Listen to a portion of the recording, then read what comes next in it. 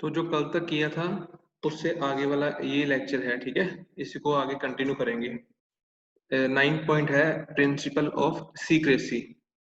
इस पॉइंट में ये बोला गया है कि जो सारे मंत्री होते हैं उन्होंने जो भी ऑफिशियल डॉक्यूमेंट्स होते हैं उसमें एक सीक्रेसी होती है जो वो पब्लिक के साथ डिस्क्लोज नहीं कर सकते। इसी की उनको ओथ भी दिलवाई जाती है जब वो अपना ऑफिस में ज्वाइन करते हैं। तो उससे पहले उनकी जो एक ऑफिशियल मतलब जो भी प्रोसीडिंग्स वगैरह होती है उनके लिए उनको एक ओथ दिलवाई जाती है और उस ओथ को बोलते हैं ओथ ऑफ सीक्रेसी। यानी कि जो भी यूनियन मिनिस्टर्स की एक सीक्रेसी होती है उसको वो मेंटेन करेंगे, अपने कोई भी नियर एंड डियर के साथ वो डिस्क्लोज नहीं करेंगे। He swears or solemnly affirms that he will not directly or indirectly communicate or reveal to any person any matter which becomes known to him as a minister of the union। तो वो इस चीज की शपथ लेते हैं या विश्वास दिलाते हैं कि जो भी उनको बतौर एक मंत्री पता होगा वो किसी के साथ भी डिस्क्लोज नहीं करेंगे। जब भी कोई मंत्री शपथ लेता है तो दो शब्द होते हैं, एक तो होता है स्वेरिंग इन और दूसरा होता है अफर्मेशन। तो स्वेरिंग इन का तो मतलब आपको पता ही है कि शपथ लेना, और अफर्म्स का मतलब होता है विश्वास दिलाना। जो व्यक्ति किसी धर्म में विश्वास रखता है वो लेता है शपथ, वो ईश्वर की शपथ लेता है। और दूसरी तरफ अफर्मेशन होता है कि जो व्यक्ति किसी भगवान में विश्वास नहीं करता वो लोगों को विश्वास दिलाता है। ये इन दोनों में फर्क होता है, ठीक है। और हर एक मंत्री को अपनी सीक्रेसी मेंटेन करनी होती है, ये भी एक पार्लियामेंटेरी सिस्टम की कैरेक्टरिस्टिक है। नेक्स्ट पॉइंट है uncertain tenure of the real executive. तो जो एक सारे मंत्री होते हैं जिनको हम एग्जीक्यूटिव भी बोलते हैं, रियल एग्जीक्यूटिव, तो उनका जो कार्यकाल होता है वो अनिश्चित काल तक होता है। कारण क्या होता है उसका? देखो, जो एग्जीक्यूटिव मेंबर्स होते हैं, रियल एग्जीक्यूटिव मेंबर्स, इनको लीड कौन करता है? Prime minister of India.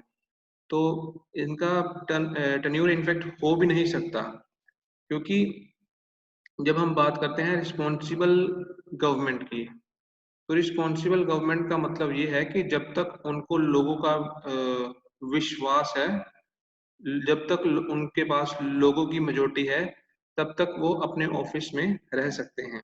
Otherwise उनको अपना पोजीशन जो है उनको वो छोड़नी पड़ेगी।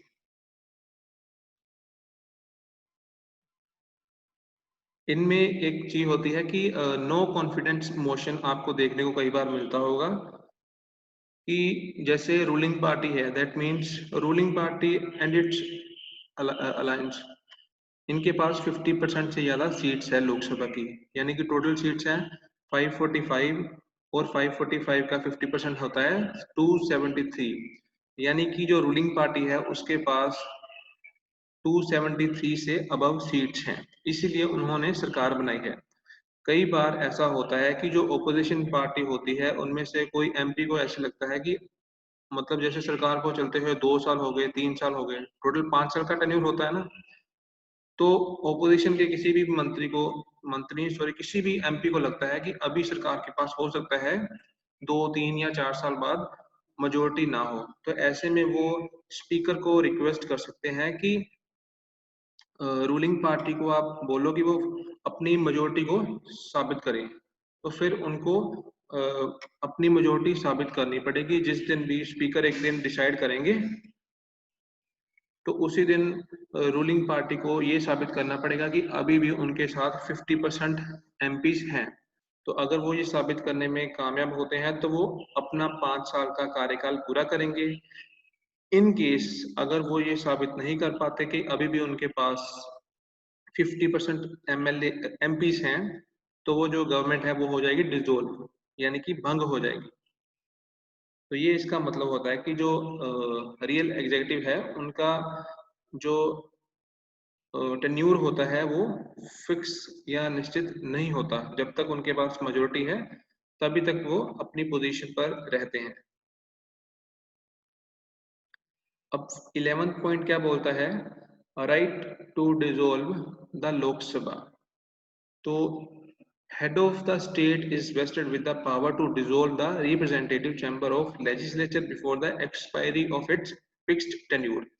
तो head of the जो state होता है, राज्य का मुखिया हम बोलते हैं राष्ट्रपति को, उनके पास इतनी शक्ति होती है, पावर होती है कि वो जो रिप्रेजेंटेटिव चैम्बर है, जो लोगों को रिप्रेजेंट करता है, यानी कि लोकसभा को बोलते हैं हम रिप्रेजेंटेटिव चैम्बर, तो वो लोकसभा को डिसॉल्व भी कर सकते हैं, यानी कि वो भंग भी कर सकते हैं कब, before the expiry of its tenure, यानी कि इसके 5 साल का जो कार्यकाल होता है लोकसभा का, उससे पहले इसको भंग भी कर सकते हैं। इंडिया में क्या होता है कि president acting on the advice of the council of minister, जैसे जैसे काउंसिल ऑफ मिनिस्टर एडवाइस करते हैं राष्ट्रपति को, उसी के अकॉर्डिंगली राष्ट्रपति काम करते हैं। And can dissolve the Lok Sabha before the expiry of its normal term of 5 years।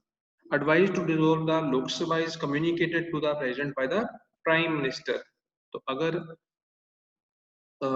Lok Sabha dissolve होती है अपने 5 साल के कार्यकाल से पहले, तो जो पीएम है वो कम्युनिकेट करेंगे प्रेसिडेंट को, and the president invariably accepts this advice. और ये जो एडवाइस पीएम के द्वारा राष्ट्रपति को दी जाएगी, प्रेसिडेंट उनको मानेंगे।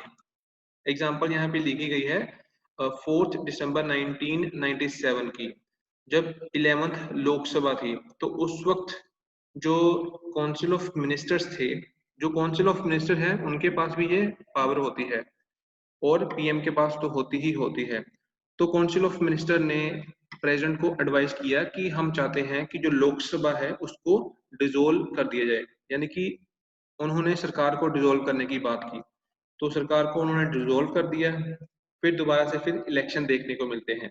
अदरवाइज दूसरी तरफ से जो ओपोजिशन में है वो, उनके पास भी ऑप्शन रहती है कि वो भी मेजोरिटी साबित करके 50% सरकार बना सकते हैं।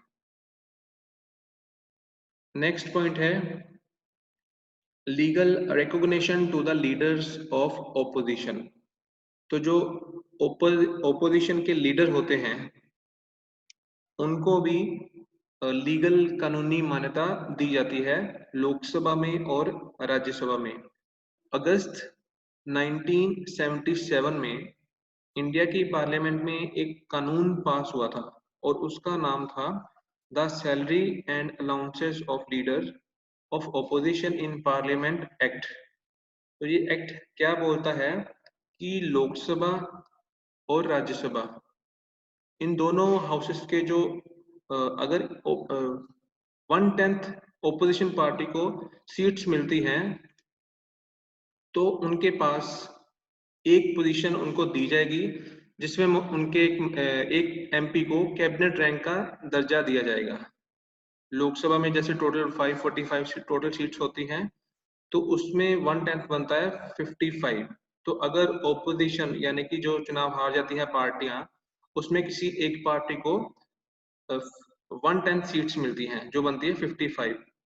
अगर 55 सीट्स मिलेंगी तो उनको एक पोजीशन दी जाएगी मिनिस्टर ऑफ कैबिनेट रैंक के इक्विवेलेंट वो पोस्ट होगी, तो वो उनको वो पोजीशन दी जाएगी और उसको ओपोजिशन पार्टी का लीडर माना जाएगा। मगर कई बार ऐसा भी होता है कि जो ओपोजिशन पार्टीज होती हैं उनके पास ये 1/10 मेजोरिटी भी नहीं होती। एग्जाम्पल है जब 2014 में इलेक्शन हुए थे, तो मेनली आपको पता है बीजेपी और कांग्रेस हमारी बड़ी पार्टियां हैं, तो बीजेपी ने इलेक्शन जीते विद इट्स अलायंस, जो इसकी कोalition में पार्टी थी और इसके ओपोजिशन में थी कांग्रेस पार्टी, तो उनके पास 55 सीट्स उस वक्त नहीं मिली थी, यानी कि जितना 1/10 सीट्स चाहिए थे उनको ओपोजिशन लीडर के लिए, वो उनको नहीं मिली थी, इसीलिए उस वक्त लोकसभा से कोई भी ओपोजिशन का लीडर नहीं बना था। So this is the end of the lecture.